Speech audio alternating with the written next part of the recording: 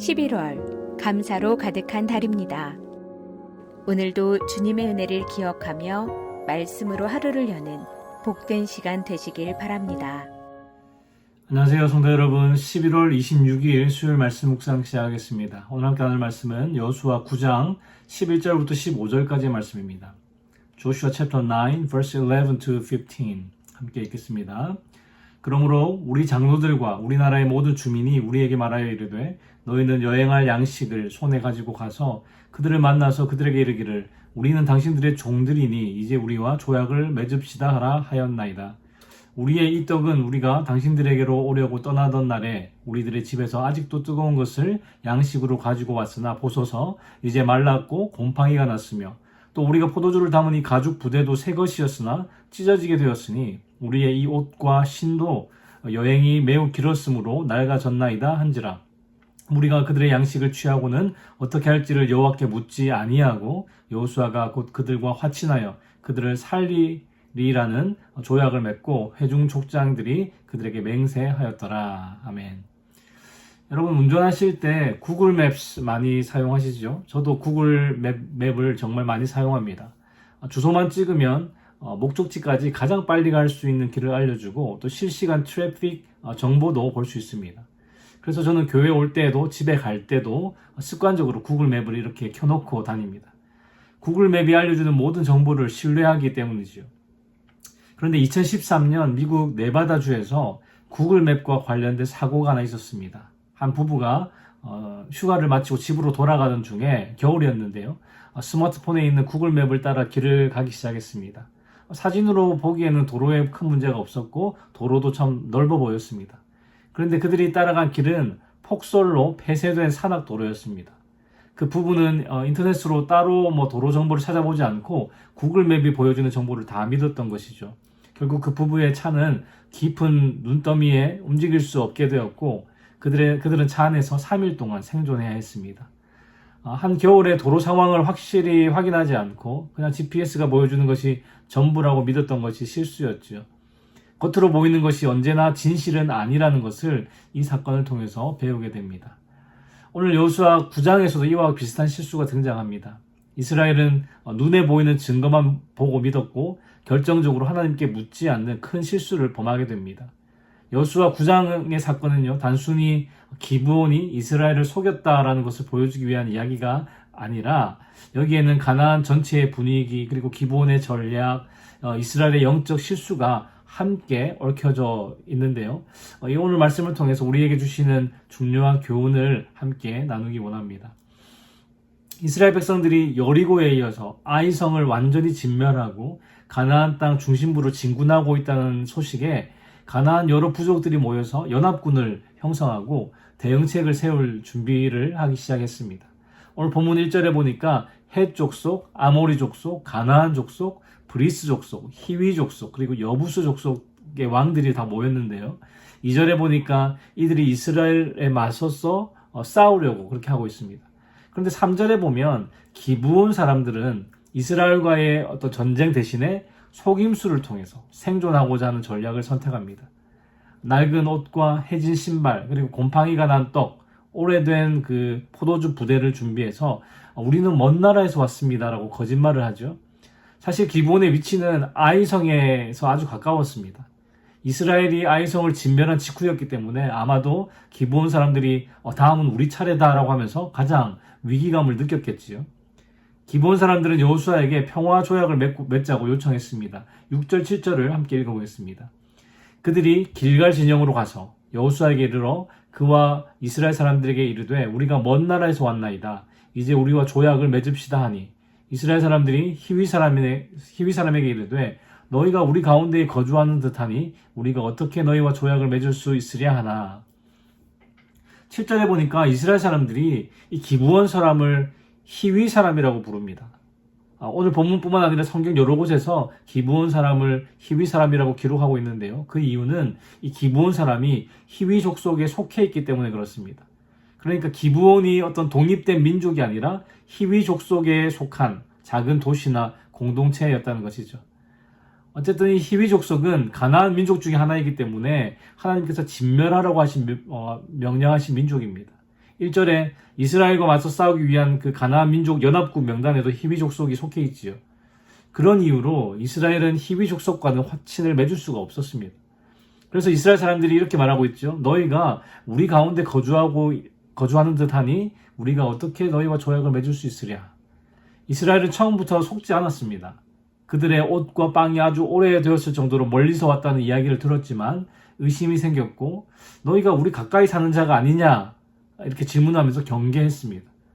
신명기 20장의 규정에 따르면 멀리 있는 도시들과는 평화 조약을 맺을 수 있었지만 가나안 땅에 있는 민족과는 어떠한 언약도 맺을 수 없었습니다. 그래서 이스라엘 사람들이 하는 말은 만약에 너희가 가나안 사람이라면 하나님 말씀 때문에 우리가 언약을 맺을 수 없다라는 것이죠. 그들은 율법적으로 또 신학적으로 판단 기준을 가지고 있었습니다. 그런데 가장 중요한 여호수아가 실수를 범하게 되죠. 14절 15절을 함께 읽어보겠습니다. 무리가 그들의 양식을 취하고는 어떻게 할지를 여호와께 묻지 아니하고 여호수아가 곧 그들과 화친하여 그들을 살리리라는 조약을 맺고 회중 족장들이 그들에게 맹세하였더라. 그들에 대한 의심은 있었지만 하나님께 묻지 않았다는 것이 문제의 본질입니다. 의심이 있었어도 경험이 있었어도 상황 판단이 가능해도 하나님께 묻지 않으면 실수한다는 것이죠. 이스라엘은 기브온 사람들에게 속아서 그들과 화친 조약을 맺었습니다. 돌이킬 수 없는 언약을 맺은 것이죠. 14절에 보면 이스라엘이 기브온 사람들이 가져온 그 떡을 취했다라고 말합니다. 이 말은 단순히 곰팡이가 핀 그들의 떡을 받았다는 의미가 아니라 그것을 살펴보고 판단했다는 뜻입니다. 떡을 만져보고 그들의 말도 들어보고 모든 상황을 분석했습니다. 그런데 그 과정에서 기도가 없었죠. 그들의 판단이 틀렸던 이유는 지혜가 없어서도 아니고 정보가 부족해서도 아니었습니다. 가장 중요한 하나님의 시각이 없었기 때문이죠. 여러분, 우리도 중요한 결정을 할 때 비슷합니다. 이직을 하거나 이사를 하거나 또 투자를 할 때, 크고 작은 지출을 할 때, 자녀 교육에 대한 결정을 할 때도, 심지어 사역의 방향을 결정할 때도 우리는 이렇게 말합니다. 괜찮아 보이는데, 혹은 이렇게 분석해보니까 이게 더 좋네. 다들 이걸 선택하라고 그러네. 그러나 우리가 하나님께 묻지 않는다면 겉으로 보기에는 옳아 보이는 것조차 우리를 속일 수 있습니다. 기본 사람들의 겉모습만 보면 그들의 말이 무조건 옳습니다. 멀리서 왔으니까 당연히 옷과 신발이 이렇게 낡아버렸고 떡에는 곰팡이가 핀 것이죠. 이스라엘은 그들의 제대로 연출된 그 속임수에 속았습니다. 겉모습을 기준으로 판단했기 때문이죠. 오늘날 우리 삶에도 기브온의 떡 같은 모습들이 종종 나타납니다. 좋게 포장된 말, 안전해 보이는 선택, 사람들의 시선에 맞춘 결정들, 당장에 좋아 보이는 그런 이익들, 합리적으로 보이는 길, 이 모든 것이 괜찮은 것 같은데? 라고 말합니다. 그러나 그 길이 하나님이 원하시는 길인지 묻지 못하면 우리는 언젠가 후회하게 된다는 것이죠. 기도 없이 결정하는 것은 구글맵만 믿고 폐쇄된 눈길로 들어가는 것과 같다는 것입니다. 그런데 여러분, 하나님께 묻는 사람은요, 실수는 할 수 있어도 망하지 않습니다. 오늘 본문에서 여호수아는 기브온 사람들에게 완전히 속았습니다. 그런데 만약에 여호수아가 내가 속아서 맺은 화친 조약이니까 이 언약을 내가 깰 것이다 라고 말했다면 작은 실수를 막으려다가 더 큰 실수를 하게 되는 꼴이 됩니다. 하나님 앞에서 맺은 이 언약을 이렇게 쉽게 깨어버리면 앞으로의 그 모든 언약은 자기 마음대로 깨어버릴 수 있는 그런 아무 의미 없는 그런 언약이 되어버리기 때문이죠. 그런데 여호수아는 자기의 실수로 맺은 언약을 깨지 않았습니다. 왜냐하면 그는 하나님을 두려워했고 하나님의 법을 존중했기 때문입니다. 여러분, 여호수아가 이 일 후에 하나님께 묻지 않고 중요한 결정을 하는 실수를 반복했을까요? 여호수아는 비록 실수했지만 그 실수를 반복하지 않았습니다. 늘 하나님께 물었습니다. 하나님은 여호수아의 실수가 이스라엘 전체를 넘어뜨리는 결과로 이어지지 않도록 막으셨습니다. 하나님께 묻는 사람은 넘어지고 실수할 수도 있지만 결코 망하지 않는다는 것이죠. 여러분들 중에 혹시 내가 그때 왜 그런 결정을 했을까? 그 선택 때문에 지금도 후회가 됩니다 하는 분들이 계십니까? 하나님께서 말씀하십니다. 이미 잘못된 선택을 했어도 괜찮다. 지금부터라도 내 인생의 중요한 결정에 대해서 나에게 묻고 선택하라. 여러분, 저도 제 삶을 돌아보면 하나님께 묻지 않고 제가 정보를 다 알아보고 제일 합리적으로 선택한 것들이 참 많았습니다. 그리고 그 선택으로 인해서 엄청나게 고생한 적도 몇 번 있었습니다. 물론 하나님께서 그 선택으로 인해서 저를 망하게 하시진 않았습니다. 다만 하나님께 묻지 않고 결정했을 때 어떤 결과를 당할 수 있는지 배우게 하시고 또 하나님께 묻고 결정하는 습관을 갖도록 하셨습니다. 그런데 여기서 한 가지 명확하게 말씀드리고 싶은 것이 있는데, 하나님께 묻고 결정했어도 그 길에 고난이 있을 수 있습니다.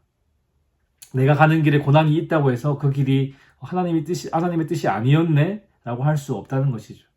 여러분, 요셉이 애굽의 총리가 되기까지 얼마나 많은 선택을 했었고 또 그 길에 고난이 있었습니까? 그러나 그 길은 하나님의 인도하시는 길이었습니다. 그래서 하나님께 묻고 결정하는 길이라도 그 길에 고난이 있을 수는 있지만 하나님께서 그를 망하게 하지 않으시고 결국에는 승리케 하신다는 것이죠. 아브라함도, 이삭도, 야곱도, 요셉도 다 마찬가지였습니다. 성도 여러분, 이 기브온 사건은 단순한 속임수 사건이 아닙니다. 하나님께 묻지 않으면 반드시 보이는 것에 끌려간다는 그런 영적인 경고의 말씀이죠. 충분히 판단했다고 생각될 때, 또 다 합리적으로 보일 때, 이미 분석을 다 마쳤을 때, 주변 사람들도 다 괜찮다고 할 때, 그때가 가장 위험한 순간입니다. 오늘 하나님 우리에게 단 하나의 메시지를 주십니다. 하나님께 묻지 않은 결정은 반드시 후회를 낳는다. 하나님께 묻는 것이 지혜의 시작이다. 오늘 하루도 우리 삶의 모든 결정 속에서 기도로 하나님의 인도하심을 구하는 지혜로운 저와 여러분의 삶이 되기를 주님의 이름으로 축원합니다. 기도하겠습니다. 하나님 아버지, 오늘 말씀을 통해서 우리가 하나님께 묻지 않을 때 실수할 수밖에 없음을 깨닫게 하시니 감사합니다.